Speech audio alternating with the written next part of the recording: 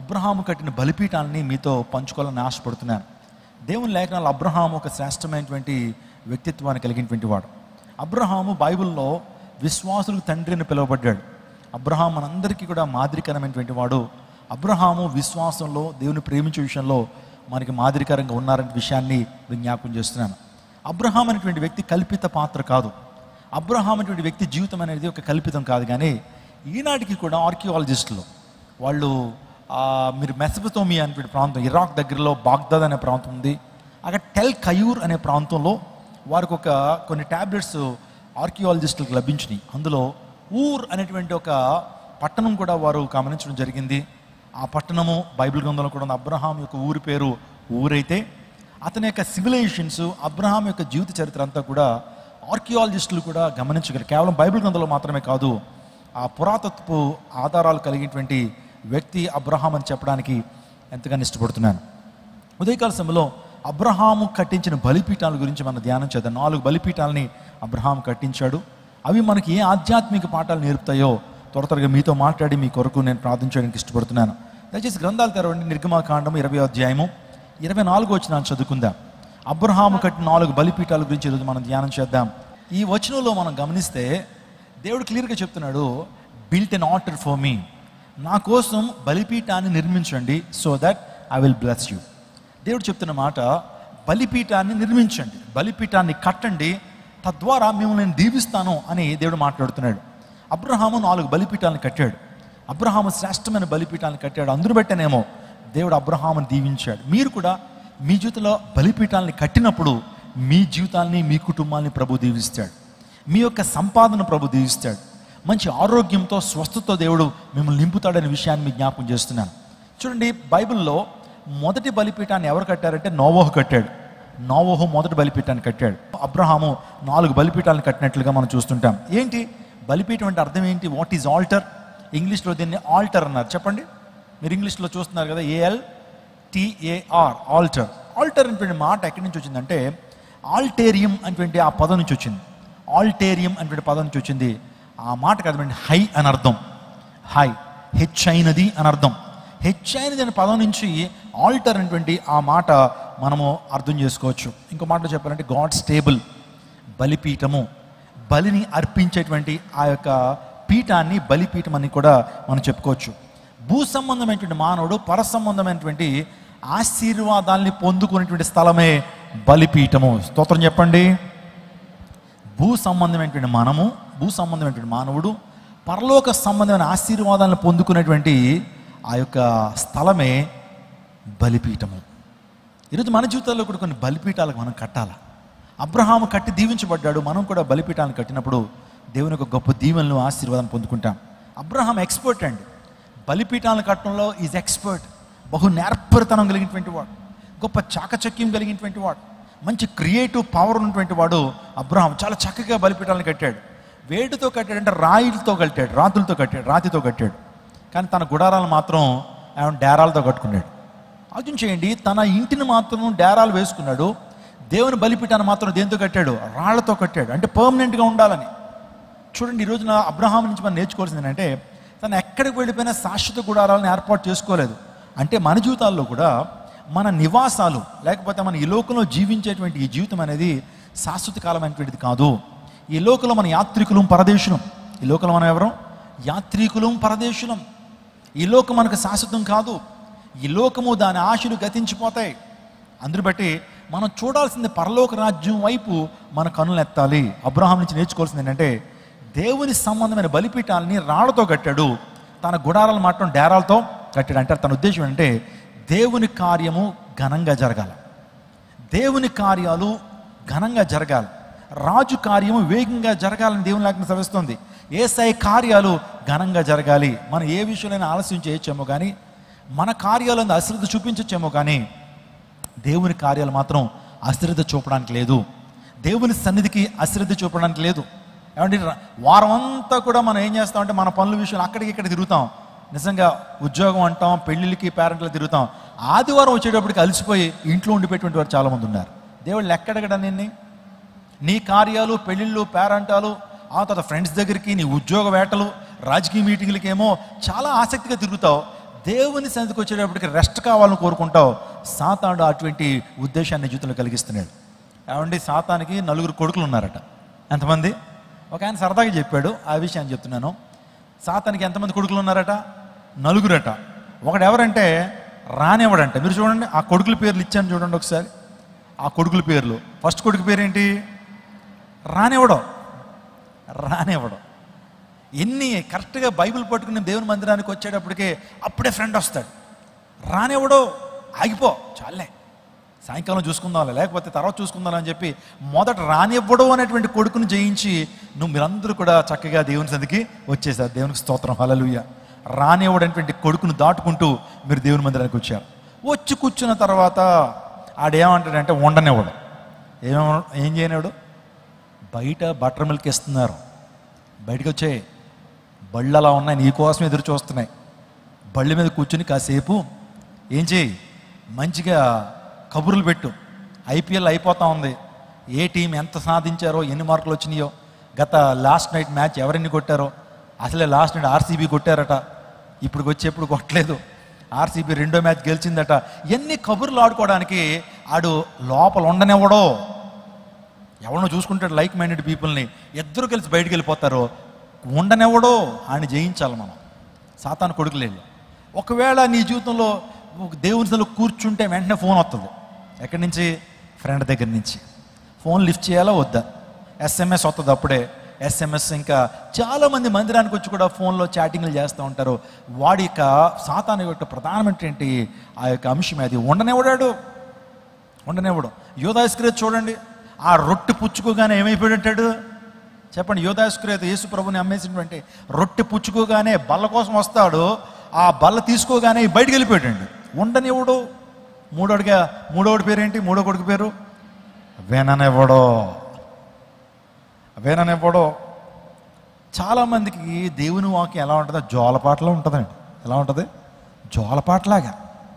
ఎక్కడ నిద్రపోతే, నిద్ర రాకపోతే దేవుని మందిరానికి వస్తే నిద్ర వస్తుంది అనుకుంటాడు. అంటే దేవుని సేవకుడు ఎంతో ప్రయాసతో వాక్యం చెప్తుంటే చాలామంది నిద్రపోతారు. కొంతమంది కళ్ళు తెరిచినా సరే వాళ్ళ మనసులు వేరే చోట ఉంటాయి. వాళ్ళ మనసులు ఎక్కడ ఉంటాయి? 2 ఇక్కడ. ఒకళ్ళు ఏంటి, చర్చికి రాగా కళ్ళు మూసేస్తారు. కొంతమంది కళ్ళు మూగిపోయినా వాళ్ళ మనసు దేవుని వాక్యం మీద ఉండదు. మొత్తం విజయవాడ, హైదరాబాదు, వైజాగ్, ముంబై, ఈ పట్టణాలన్నీ కూడా తిరిగి వస్తూ ఉంటుంది. Body present, mind absent. వాడి సాతానికి పన్నాగం. నువ్వు విని దేవుని వాక్య ప్రకారం జీవిస్తే దీవెన వచ్చేస్తుంది. అందులో బయట నువ్వు దీవించబడటం వాడికి ఇష్టం లేదు. విననివ్వడో. ఇంకా 4 ఎవడో చెప్పండి? 4 ఎవడన్నాడు? దేవుని వాక్యాన్ని విన్నా దేవుని వాక్య ప్రకారం నడవనివ్వడో, చేయనివ్వడం. పాస్టర్ గారు అలా చెప్తారంతే. అదంతా మనం చేస్తే ఎక్కడవుతుంది వర్కౌట్? ఆయన చెప్పిందల్లా మనం చేసుకుంటే వెళ్తే మన వ్యాపారాలు నడుస్తాయా? మన ఉద్యోగాలు నడుస్తాయా? ఆయన చెప్తాడు, మైక్ ఆయన చేతులు ఉంది కాబట్టి చెప్తాడు. వాక్యం నెరవేరిస్తే ఎలా జీవిస్తావు అని సాతాడు ఒక చిన్న బీజాన్ని వేస్తాడు. వాక్యాన్ని చేయనివ్వడు. దేవునికి దూరం అయిపోతున్నాం. ఈ రోజున 9 జయించేటువంటి వాడు నిజంగా దేవునికి ఇష్టడు. స్తోత్రం చెప్పండి, హల్లెలూయా. 9 జయిస్తున్నావా? ఒకడెవడో రానివ్వడో, ఉండనివ్వడో, విననివ్వడో, చేయనివ్వడు. ఇదన్నమాట. అందరి బట్టి ఈ 9 ఏం చేయాలి? మనం యేసు ప్రభు నామంలో జయించాలి. ఇప్పుడు చూడండి, అబ్రహాము కట్టిన 4 బలిపీఠాలు త్వరగా మీతో మాట్లాడతాను.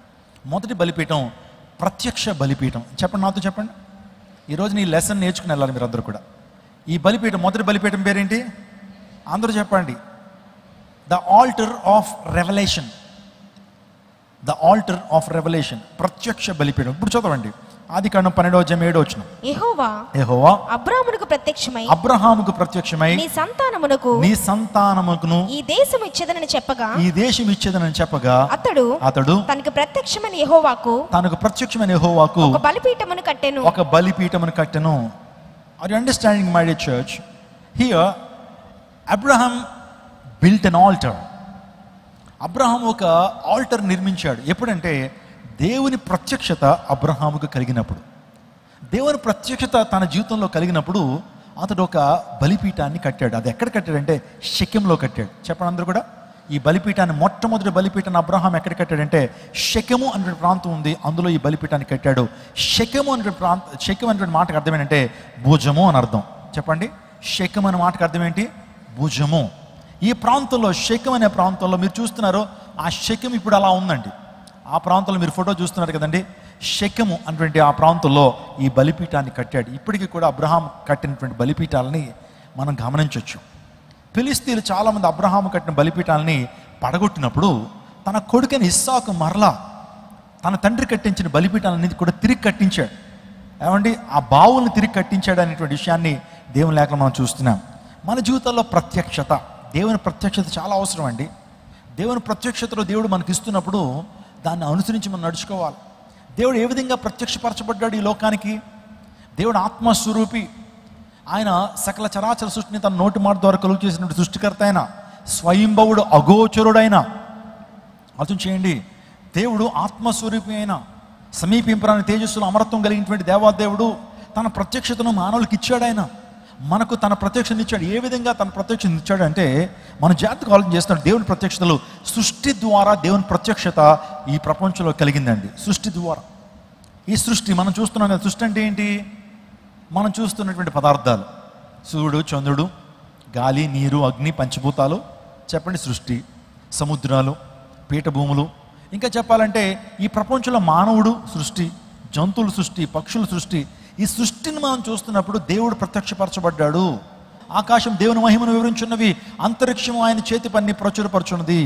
అంతరిక్షం, యూనివర్స్, కాస్మాలజీ అన్నారు. కాస్మోస్ అంటే విశ్వం. ఈ విశ్వం ఎంత పెద్దది అంటే, ఈ విశ్వంలో భూమి యొక్క పరిమాణం ఎంతంటే, మీరు పేపర్ తీసుకోండి, ఒక టావ్ పేపర్ తీసుకుని అందులో చిన్న చుక్క పెట్టండి.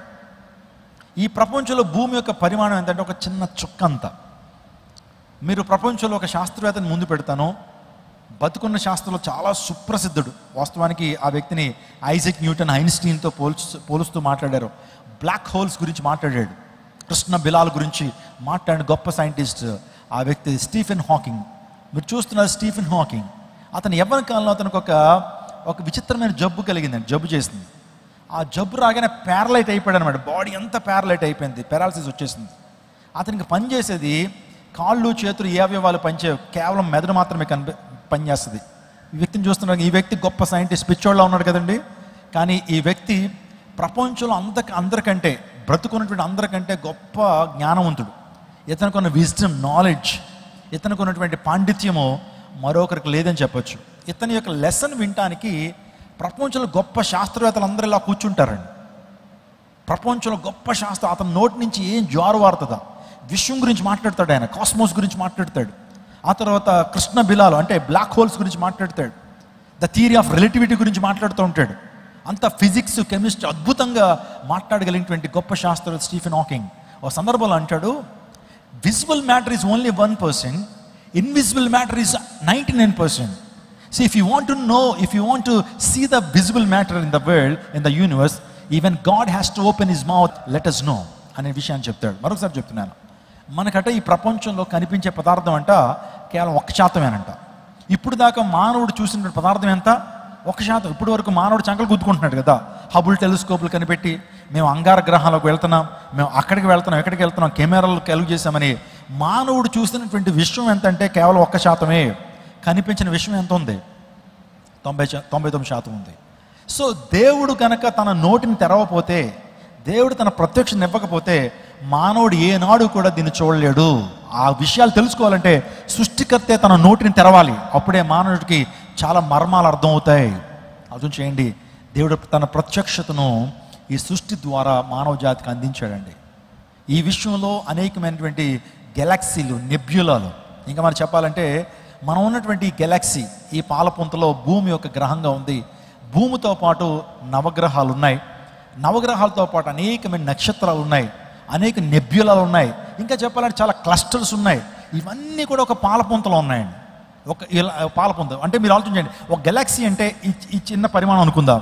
ఈ పరిమాణంలో భూమి, సూర్యుడు, ఆ అంగారకుడు, ఇంకా చెప్పాలంటే మార్స్, జూపిటర్, నెప్ట్యూన్, ఇవి ఉన్నాయి, ప్లూటోలు ఉన్నాయి కదా. ఈ యొక్క 9 గ్రహాలు, ఈ 9 గ్రహాలతో పాటు కొన్ని బిలియన్ల నక్షత్రాలు ఉన్నాయి. మన పాలపుంతలో నక్షత్రాలు ఎన్ని ఉన్నాయంటే 10⁻25 ఇంటూ 10⁻25.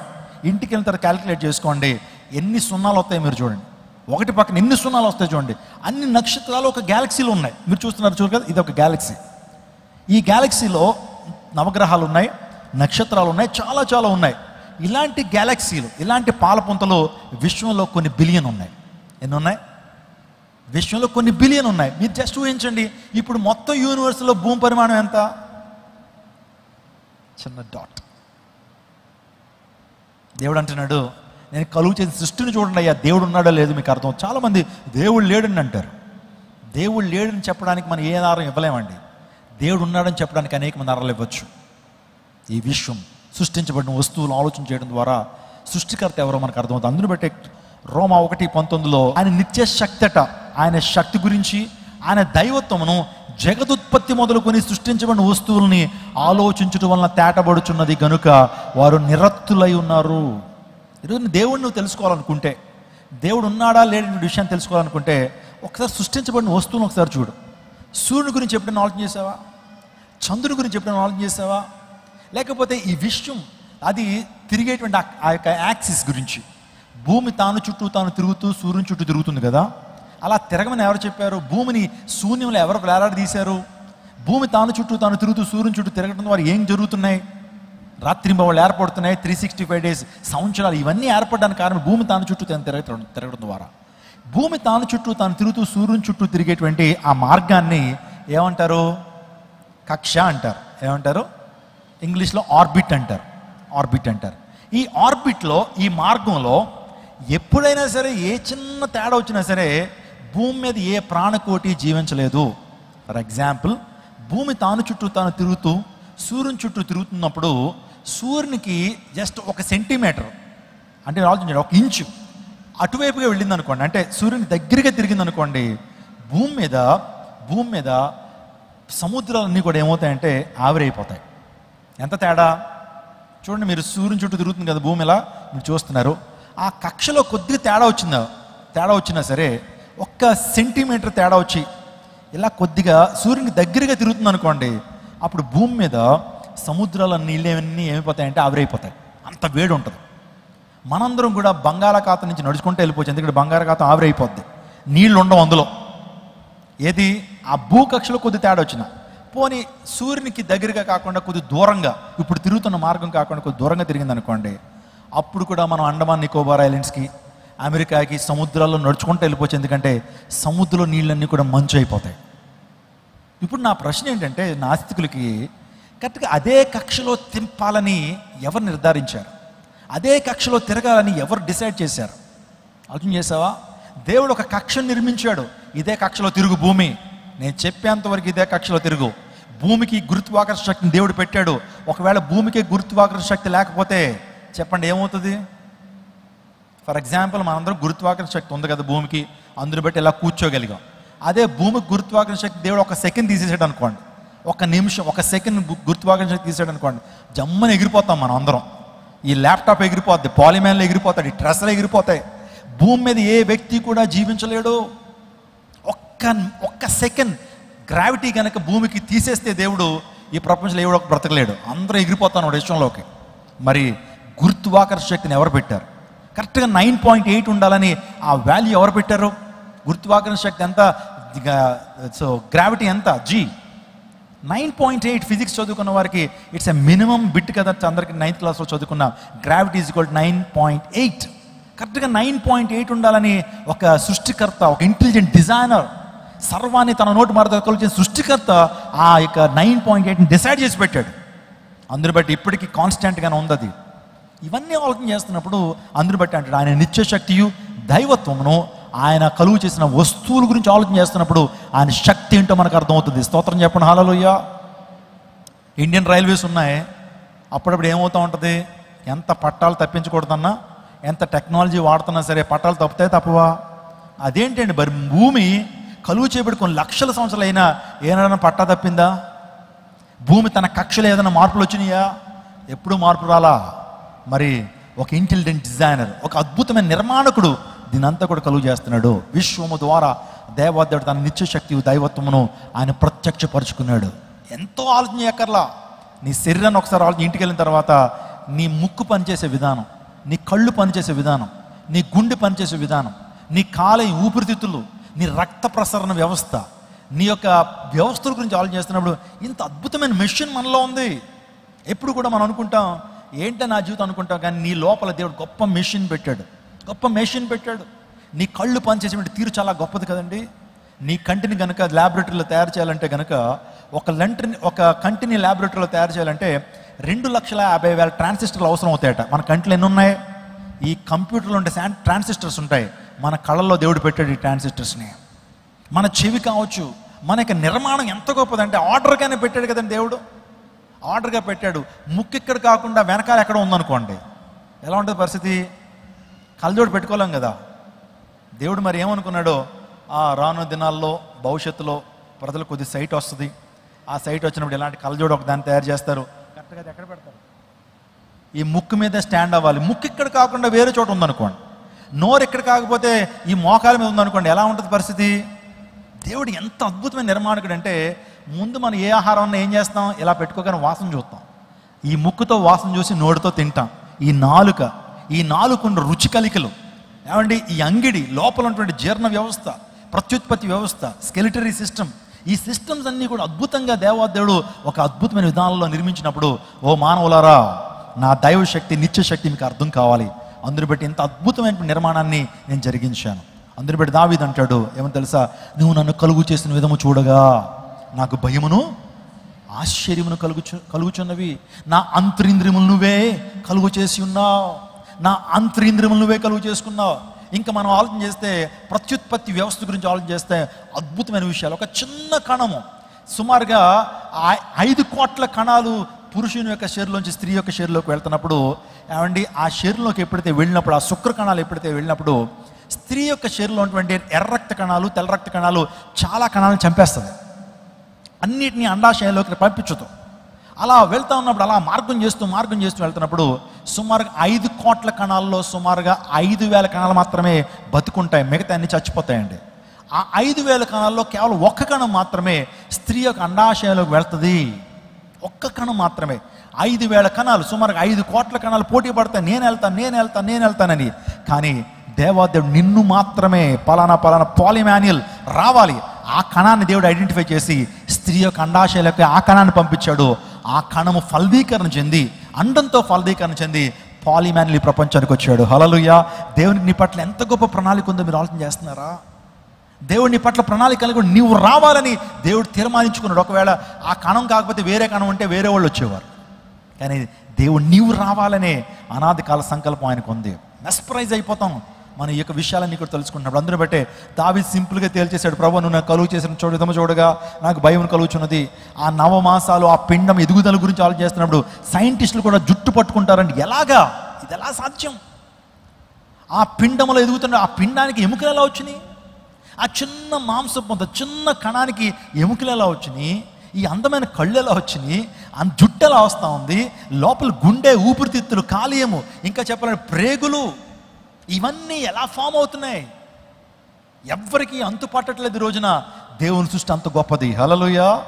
అందరి బట్టి నా ప్రియ జనులారా, నా ప్రత్యక్షత సృష్టిని చూడటం ద్వారా, సృష్టిలో కలుగు చేస్తున్న పదార్థములు ఆలోచన చేయడం ద్వారా మీకు తెలుస్తున్నాడు. ఇంకా నేను త్వరగా చెప్తాను. ఆయన యొక్క ప్రత్యక్షత ఆయన వాక్యం ద్వారా మనకు లభించింది. స్తోత్రం చెప్పండి. ఆది యందు వాక్యం ఉండెను, ఆ వాక్యము దేవుని వద్ద ఉండెను, ఆ వాక్యము దేవుడై ఉండి, ఆయన వాక్యమే దేవుడై ఉండెను, ఆ వాక్యమే శరీరధారిగా కృపాసత్య సంపూర్ణుడిగా మన మధ్య నివసించెను.